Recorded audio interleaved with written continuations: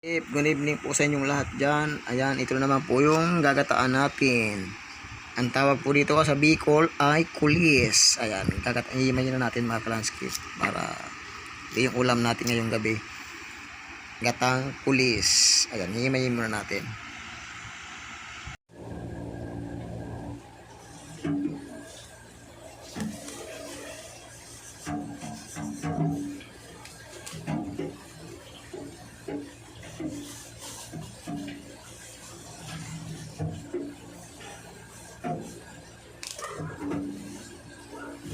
After 20 years mga kalanskip, ngayon lang tayo nakapagluto ulit nitong kulis.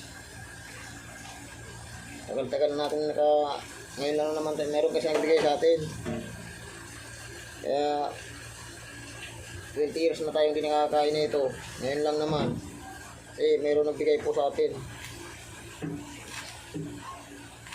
Apurol natin, kutsilyo.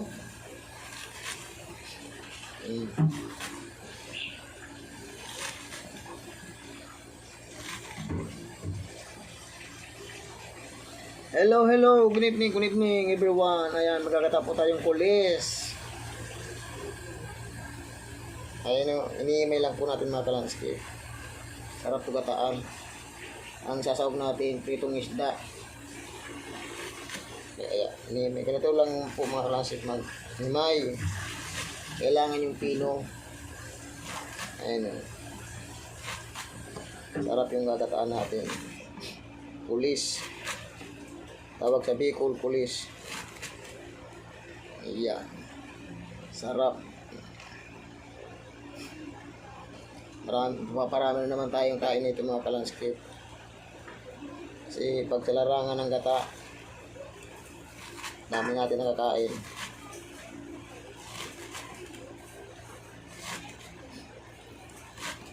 Yung naimay natin na pulis, ito yung bitong isda, sili at salibawang sibol. Ito naman po yung pamintang crack. Ayan, para susuryan mo yung sibol natin na gata. Ngayon po mga kalanskip, magluluto na po tayo. Ayan na po mga kalanskip, nilagay na po natin yung pangalawang piga. Saka andyan na rin po yung ricado. Kailangan po mga kalanskip, huwag nating titigilan sa paghalo. Kasi pag namuo yung gata, pangit na po. Kaya kailangan huwag natin titigilan sa paghalo.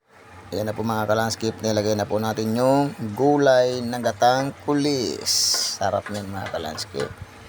Ngayon naman tayo makakain yan sa tagal-tagal ng panahon. Shoutout pala sa nagbigay. Ayan na po mga kalanskip, linalagay na po natin yung kangang gata. Yan po yung papasarap sa linuluto natin gata. Kailangan lang tayong may panghuli na nilalagay dyan. Yan po yung tinatawag na kangang gata, yung unang piga. Yan po yung nagpapasarap talo dyan sa ginagulay nating gatang kulis. Ayan, super yummy na naman yung ulam natin ngayong gabi mga kalanskip. Gatang kulis with prito. Ayan, yan po yung ulam natin ngayong hapunan. Ayan na po mga kalanskip, antay na lang po natin na maglangis-langis yung linuluto natin na gata. Ayan, ganyan na po magluto mga kalanskip ng kulis. Ayan na po mga kalanskip, luto na po yung gulay natin. Ayan, mapaparami na naman tayong kain mga kalanskip. Ayan mga kalanskip, paliluto na po yung gulay natin. Maraming salamat po sa inyong lahat, sa lahat ng mga viewers ko. Thank you everyone.